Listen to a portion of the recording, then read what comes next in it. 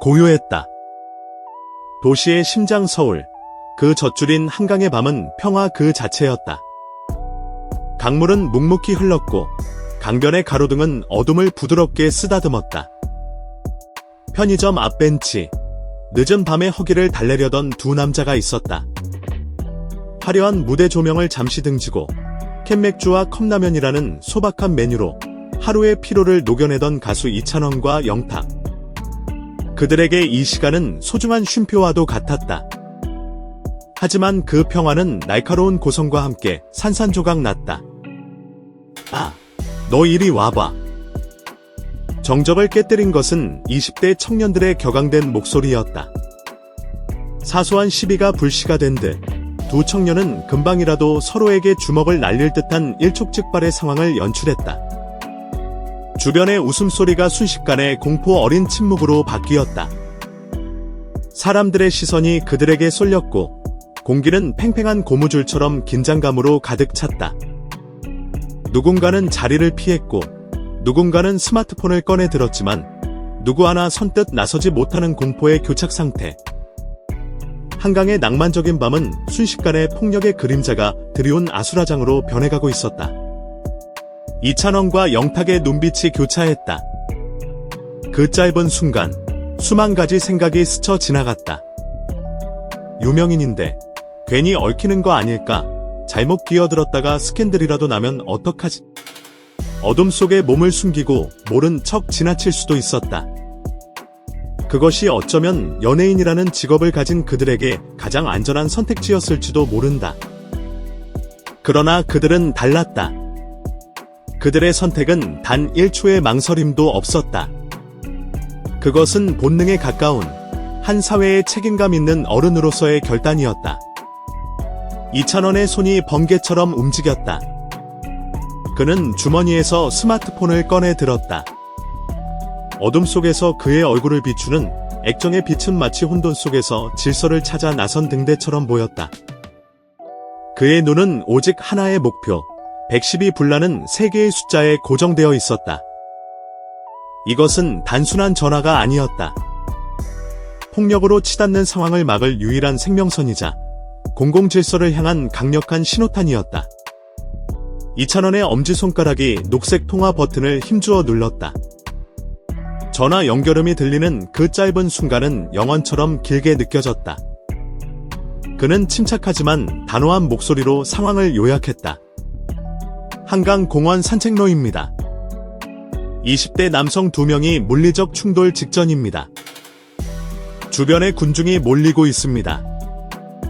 신속한 출동 바랍니다. 그의 신고에는 감정적인 과장이나 불필요한 수식이 없었다. 오직 정확한 사실 전달. 그것이 골든타임을 지키는 최선의 방법임을 그는 알고 있었다. 이찬원이 신고를 하는 바로 그 순간 영탁은 한 발 앞으로 나섰다. 하지만 그는 싸우는 청년들에게 무모하게 돌진하지 않았다. 오히려 그는 흥분한 주변 사람들을 향해 손짓하며 단호하게 외쳤다. 다치면 큰일 납니다. 경찰 곧 옵니다. 모두 뒤로 한 발만 물러서요. 목소리는 낮았지만 그 안에 담긴 힘은 한강의 밤 공기를 가르기에 충분했다. 그의 목소리는 단순한 외침이 아니었다. 그것은 패닉에 빠진 군중을 진정시키는 지휘자의 카리스마였고 더 큰 불상사를 막기 위한 만전지대를 구축하는 결계와도 같았다. 사람들은 그의 말에 홀린 듯 한두 걸음씩 뒤로 물러섰다. 순식간에 위험천만했던 대치 상황과 구경꾼들 사이에 안전거리가 확보되었다. 단 3초. 이찬원이 신고하고 영탁이 군중을 통제하기까지 걸린 시간. 그 짧은 순간이 모든 것을 바꾸었다. 금방이라도 터질 듯 팽팽했던 긴장의 끈이 한순간에 탁 하고 끊어졌다. 서로를 향해 으르렁대던 청년들의 기세도 한풀 꺾였다. 경찰, CCTV, 그리고 자신들을 지켜보는 수많은 눈들. 영탁의 침착한 경고는 그들의 과열된 머리를 식히는 냉수와도 같았다. 얼마 지나지 않아 사이렌 소리가 밤의 정적을 깨고 달려왔다. 순찰차가 도착했을 때 현장은 이미 이찬원과 영탁의 현명한 대처 덕분에 최악의 상황은 피한 상태였다. 경찰은 신속하게 두 청년을 분리하고 상황을 완전히 통제했다. 모든 것이 정리된 후 경찰은 목격자를 찾았다. 이찬원과 영탁은 그 자리에서 당당히 신분을 밝히고 참고인 진술에 응했다. 그들은 유명인이라서 라며 자리를 피하지 않았다. 오히려 한 명의 시민으로서 목격자의 의무를 다했다. 진술서에는 오직 팩트만이 담겼다. 누가 더 잘못했는지에 대한 주관적인 평가 대신 처음엔 언성이 높았고 군중이 거리를 두면서 더 큰 충돌은 없었다는 객관적인 사실만을 차분히 전달했다.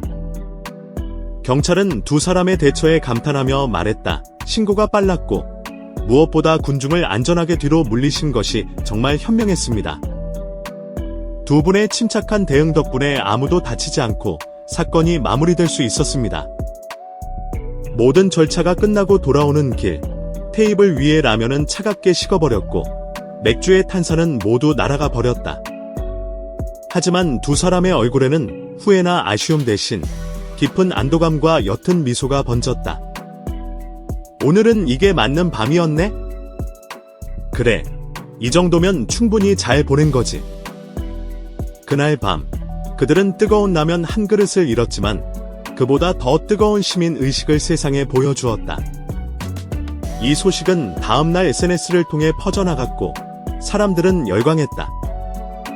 팬들은 단순히 노래 잘하는 가수가 아닌 위기 상황에서 어떻게 행동해야 하는지를 아는 진짜 어른으로 그들을 기억하기 시작했다. 댓글에는 칭찬합니다 보다 덕분에 배웠습니다 라는 글이 더 많았다.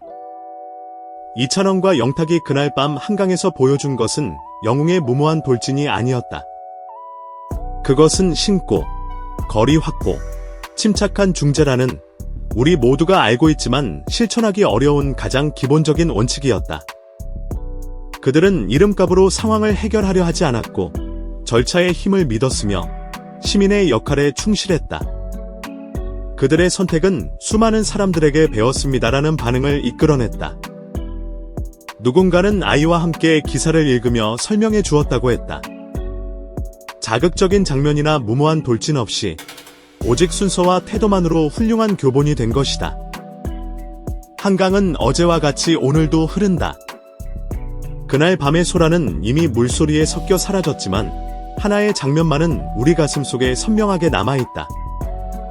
식어버린 라면을 앞에 두고 서로를 바라보며 조용히 고개를 끄덕이던 두 사람의 모습. 그들의 노래가 더 깊은 울림으로 다가오는 이유는 그들의 음악이 바로 이런 단단한 삶의 태도와 시민의식 위에 뿌리내리고 있기 때문일 것이다. 그날 밤, 그들은 노래가 아닌 행동으로 우리 사회에 가장 중요한 메시지를 남겼다. 그들이 단 3초 만에 반전시킨 것은 비단 한강의 싸움판만이 아니었다. 그것은 위기 앞에서 우리가 무엇을 먼저 생각해야 하는지에 대한 우리 사회의 인식을 반전시킨 결정적 순간이었다. 그날 밤, 식어버린 라면보다 더 진한 여운을 남긴 그들의 선택은 무대 위 그 어떤 노래보다 더 깊고 단단한 울림으로 우리 사회에 퍼져나가고 있다.